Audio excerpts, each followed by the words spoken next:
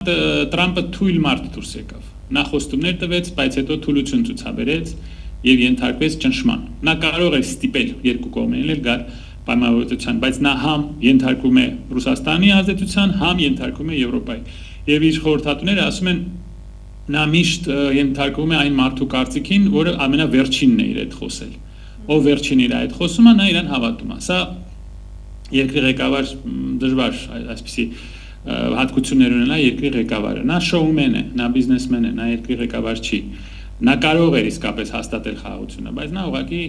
ենթարկվեց Եվրոպայի ճնշմանը եւ տեսեք Գազայում էլ այդ փուչիկը պայթեց մի քանի օր, հիշում եք ինչ հրճվանք էր Հայաստանում, որ Տրամպը ապահովելու է խաղաղությունը, հիշում եք, չէ՞, այդ հրճվանքը, այդ դուք գիտեք նրանք ոնց են աշխատում, նրանք ունեն այդ ցանցը, WhatsApp-ով են երևի իրար հետ խոսում, թե տեքստով,